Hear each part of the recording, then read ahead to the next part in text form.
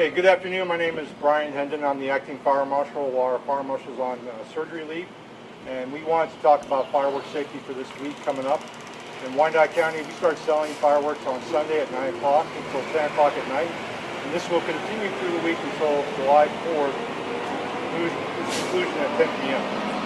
But what we really wanted to talk about was some of the safety features that, as the responsible adults, are watching their kids this year shoot fireworks off like we have. We just want to bring some safety items back to your plate.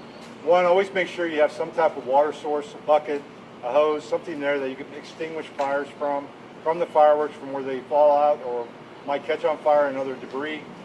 Make sure you're not shooting at cars or shooting fireworks from cars, as this will cause a hindrance to the people you're around and involving. Make sure you're not shooting fireworks off in close proximity to other houses. I think the ordinance for KCK is 150 feet from a house. It's 300 feet from a business. If you do get a firework that does not go off, just leave it in place. Do not mess with it. We don't want something exploding in your hands. If you have any questions with fireworks or problems because of a large field catches on fire or something like that, you can always call 911 and have someone respond to your location to put out a grass fire or a field fire. We do have some fireworks on display here. 3 common fireworks that are sold by almost everybody. One is a sparkler set that everybody's seen for years. The second is a mortar type, small mortar, 1.5 inch mortar. And the third minion looking thing is actually a fountain. These are mostly what the kids are going to play with. With sparklers, the biggest thing to think about with them is I have grandkids, and my granddaughter that's 18 months old, she'll probably try to grab the sparkler at some point from her parents. And we're actually going to do a demonstration with one of our officers to show what a hot dog and a sparkler do when they're in close proximity to one another and why that's not good. The other thing in the mortar, make sure an adult's doing this, but we want to make sure you don't stand over the top of a mortar while you're lighting it, especially if you don't know where the firework came from or the wick. The wicks can burn different speeds, so just make sure when you do light that, you're staying a distance away. And finally, the fountain, which is the kids usually like, who are under the age of 12, play with. Just don't stand over the top of a fountain for the same reason. You'll have debris that will come out that's emitting heat and light, and we just don't want kids to get burned. We have already had 3 injuries this year from fireworks, but again, we haven't started selling fireworks in Wyandotte County. That won't happen until Sunday.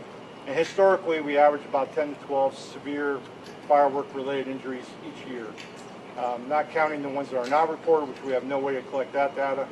And occasionally we'll have a house or two that will get caught on fire from fireworks being shot, Roman candles, different types of explosive devices that are being sold. So just everybody just needs to be aware of these things and try to take the best caution they can.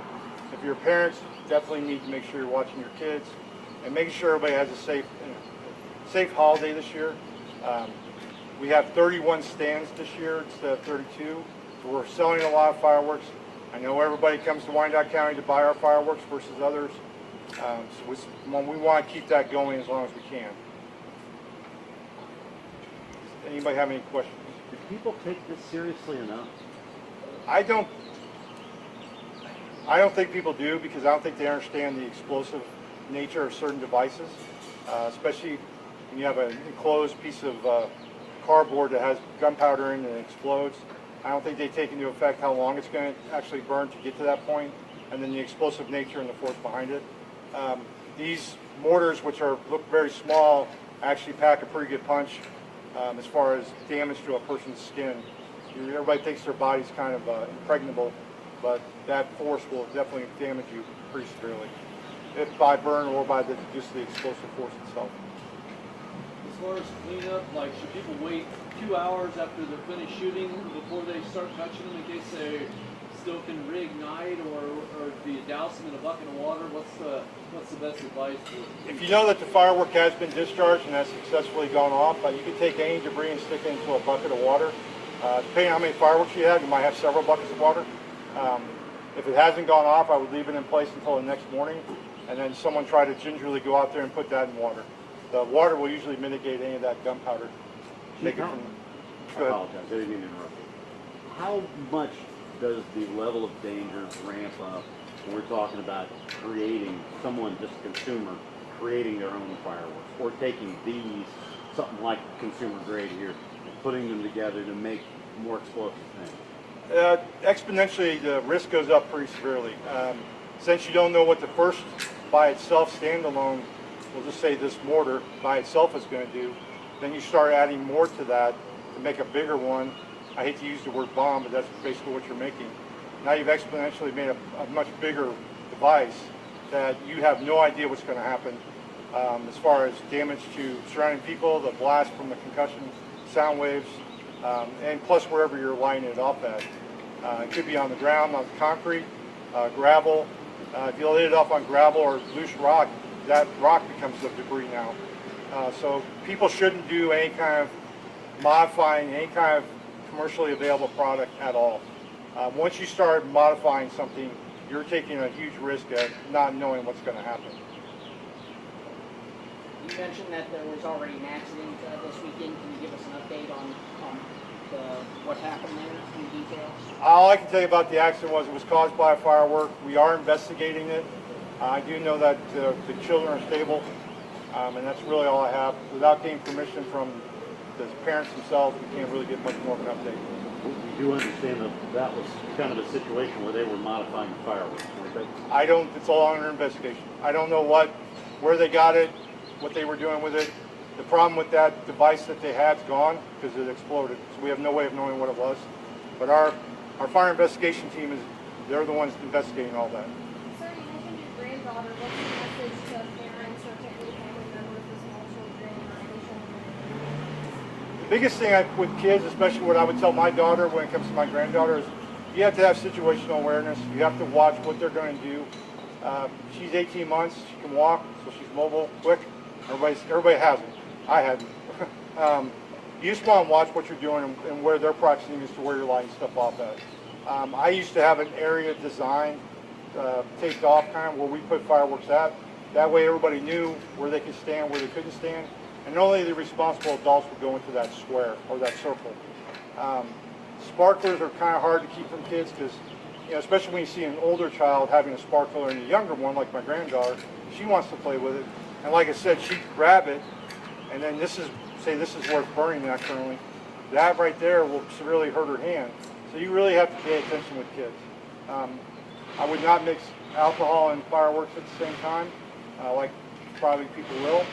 But you have to definitely be situation aware and be responsible for your children.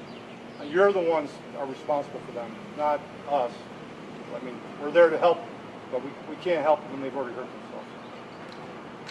Is this one of your busier times of year, or how does it rank in the amount of calls you get? Call volume, historically, this time of year for us, for KCK, our call volume goes up pretty significantly because we have a lot of things catch on fire besides houses.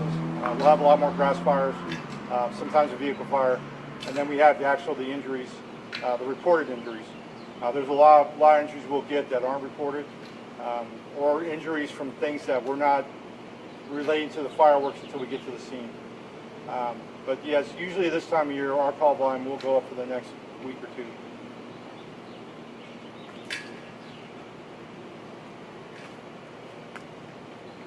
Any other questions? Well, I just one of the last things I wanted to let everybody know is that on our Kansas City, Kansas Fire Department website, we have a banner. It talks about all the different fire safety that I've briefly talked about. We have several different notes about how to be safe, what to do with unexploded ordinances, what to do with the ordinance when you're done. If you click on our banner, it's right up at the very top for all that. And we just want everybody to have a safe holiday, especially starting Sunday when we start selling products. This is going to be a long, stressful week for the prevention division because we have to go out and inspect everything, plus the professional stands that are going on. We have about 5 of those that we have over the next week. And on top of the fireworks stands we have to actually inspect. But we just hope everybody has a good holiday. It's going to be hot. Stay hydrated. When can they legally be shot off in KCK? KCK, you can legally start shooting off on the 2nd of January, or 2nd of July. And Goes till the 4th. The sales start Sunday, but we can't actually start shooting them off in neighborhoods till the 2nd. And so after the 4th, there's no more, you can't shoot fireworks anymore? Legally, according to the ordinance in Wyandotte County, no. Is it going to happen? Yes. But legally, it's not supposed to happen. And are there curfews, like hours that you can't past midnight, or how does that work? Who enforces all that? Actually, the fire investigators, the prevention division, and the actual firefighters on the streets, we usually start sending people out around 10 o'clock. Usually when the stand shut down, when we want them to shut down. Even the professional displays have to be done by 10 o'clock. So 10 o'clock is 10 o'clock is cut off, but we also know that it's going to happen. But you can't prevent that completely this time of year. Too many people to go around trying to, every neighborhood that would have people shooting off things. Smoke bombs, fireworks. If you guys didn't know this, you're not allowed to shoot bottle rockets off at all in Wyandotte County. You can't sell them, then you can't shoot them off. We can actually cite you if you are shooting bottle rockets off. So, Why bottle rockets? I think because we don't know where they go and they get on houses, and kind of the same problem that happens usually in Johnson County with the wood shake shingles. Those types of fireworks are banned there for that reason. I think because a lot of people would shoot them at different people. You know, big brother shoots at little brother, shoot them at cars, shoot them out of cars. They just basically said no more. So we just banned them completely. Well, if I have no other questions, then I'll conclude today. Thank you for coming out on this nice day, and hope you guys have a safe holiday. Are you going to show us the display? We're going to do the display after this. Captain Allen will do the hot dog display. That's the only one I really safe doing because I don't want to blow anything up. Just for your notes, 10 to 12 people die every year at the hands of fireworks. 10,000 more receive injuries in another emergency room. So the caution is, fireworks are dangerous. Be careful. Have proper supervision and all the things that the chief has just said. Statistically, 10 to 12 people will die. To be exact, 9,700. No, nationwide, 9,700. About 10,000 will be injured significantly enough to have an emergency room visit. You're still up there, so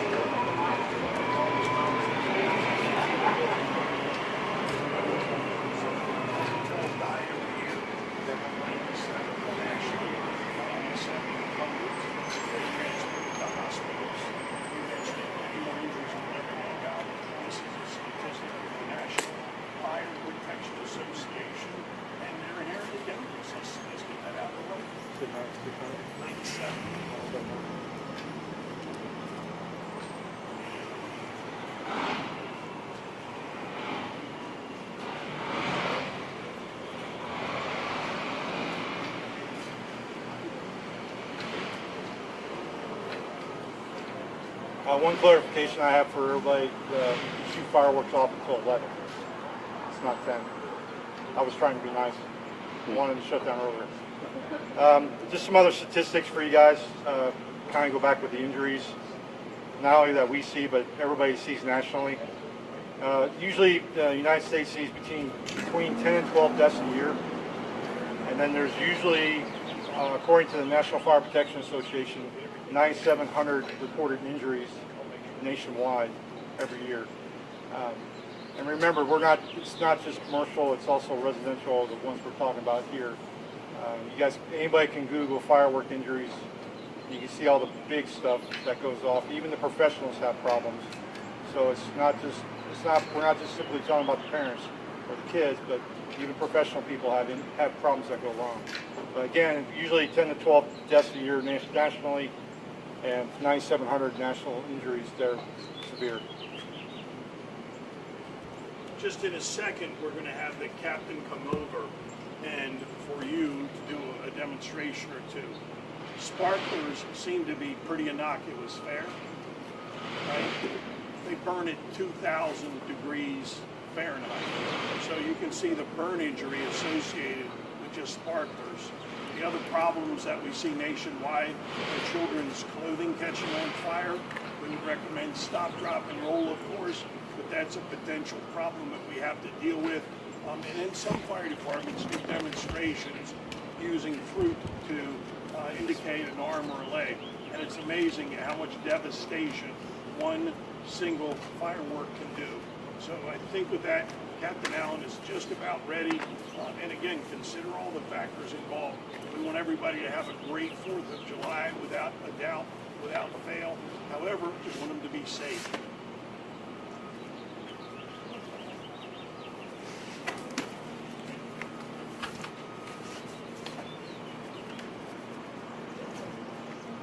So I have a couple different sparklers.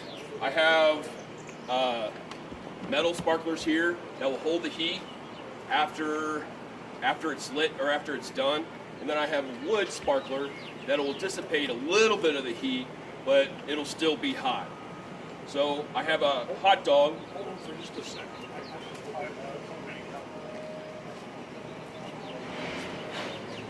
All- And just to be clear, we're not picking on this company. We just purchased sparklers. So, Just sparklers. Robert? I heard my name. Good plan.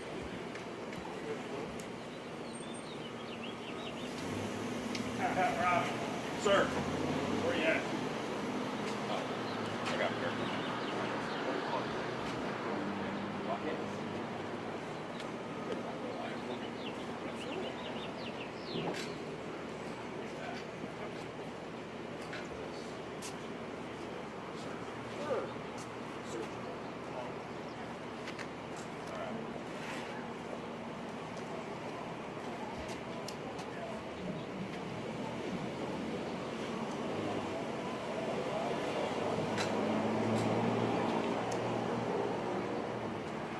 I know I always start with work for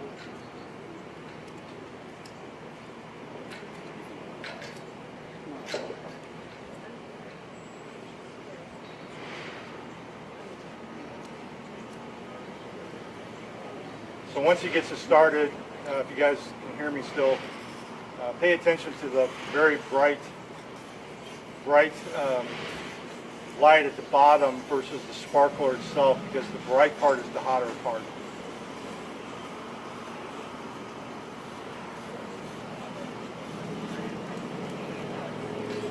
So if you picture a 18-month, 3-year-old grabbing that very bright area, you can see what it's doing to the hot dog.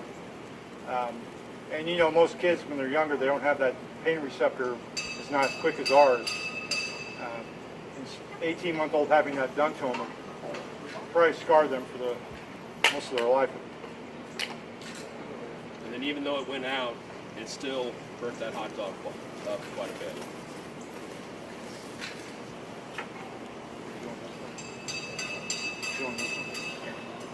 I like mine well.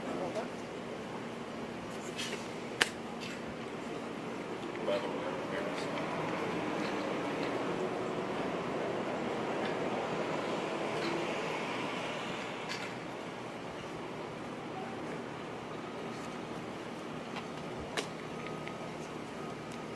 So bigger sparkler, bigger sharp or bright burning area.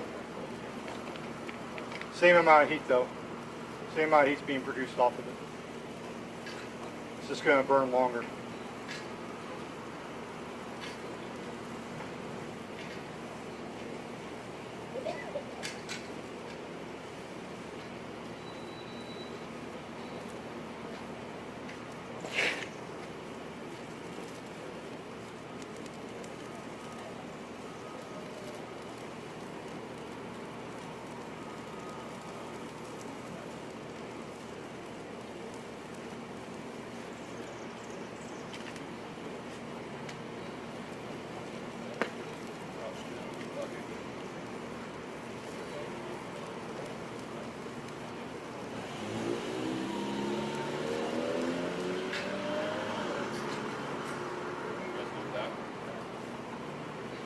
Everybody good?